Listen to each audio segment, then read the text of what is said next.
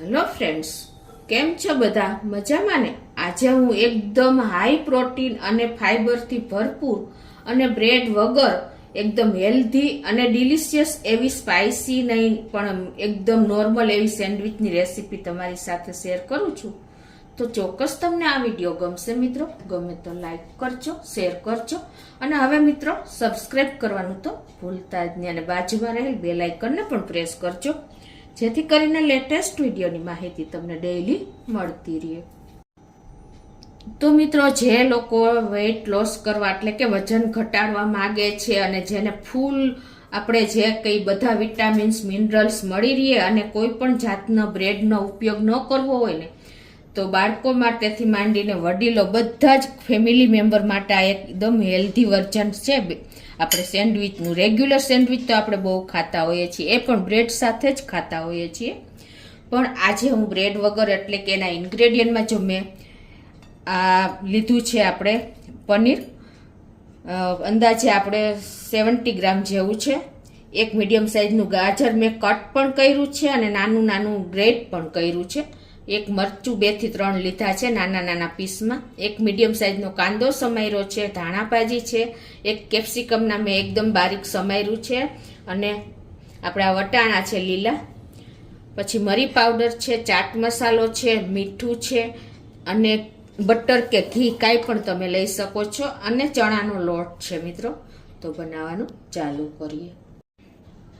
પનીરમાં તમે આવી રીતે ગ્રેટ કરી લેવાનું છે અને બધા જ વેજીટેબલ બારીક સમારી લીધા છે. જો તમારી પ્રિપરેશન હશે ને મિત્રો, તો આ બ્રેડ વગર તમે સેન્ડવિચ બનાવતા કોઈ ટાઈમ નહીં લાગે તમને. બાળકોને તમે નાસ્તામાં વહેલી સવારે સ્કૂલે જાય ત્યારે પણ આપી શકશો.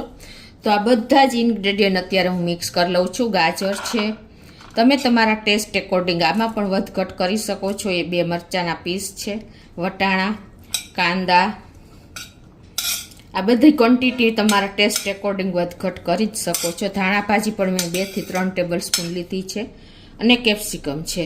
આમાં વધારે તમે કોર્ન છે, પછી પાલક છે, ટમેટા છે, કાકડી છે, કાંઈ પણ તમે એડ કરી શકો છો.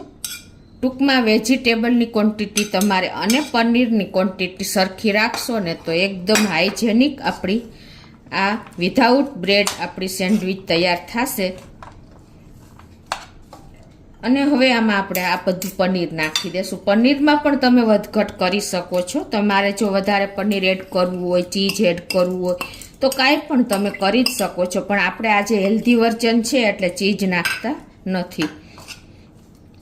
ટેસ્ટ એકોર્ડિંગ આપણે 1 થી 1.25 ટીસ્પૂન જેવું મીઠું નાખી દેશું અને 1 ટીસ્પૂન જેવો ચાટ મસાલો, 1 ટીસ્પૂન મરી પાવડર.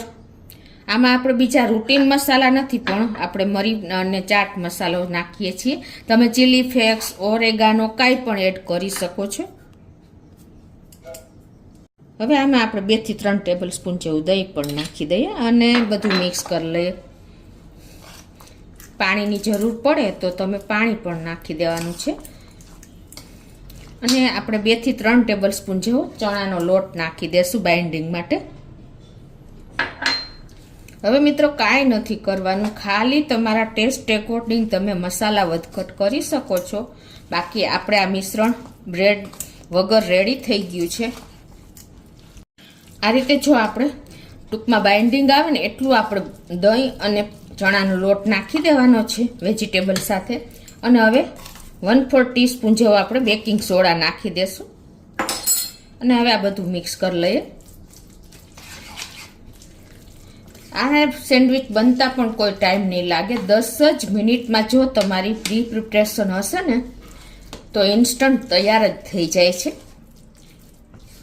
આ રીતે આપણું બેટર પણ તૈયાર થઈ ગયું છે. હવે આપણે જે ગેસ ઉપર જ આ સેન્ડવિચ શેકશું તો એને આ રીતે મેં ગ્રીસ કરી જ લીધી છે. તેલ કે ઘી કે બટર કોઈ પણથી તમે કરી શકો છો. અત્યારે મેં બટર લગાવ્યું છે અને હવે આપણે આ જે બેટર છે એ આમાં ફિલ કરી લઈએ.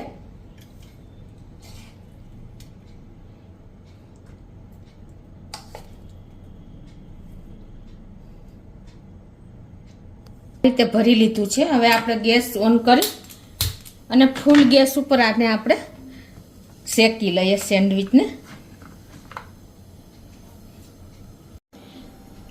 તો મિત્રો જો આપણી સેન્ડવિચ શેકાઈને રેડી છે. એકદમ સરસ આપણી સેન્ડવિચ તૈયાર થઈ ગઈ છે. હવે આપણે સેન્ડવિચને કટ પણ કરી લઈએ. તો એકદમ હેલ્ધી, ટેસ્ટી અને પ્રોટીનથી ભરપૂર જે વેઇટ લોસ કરવા માંગતા હોય ને એના માટે પણ આ બેસ્ટ ઓપ્શન છે.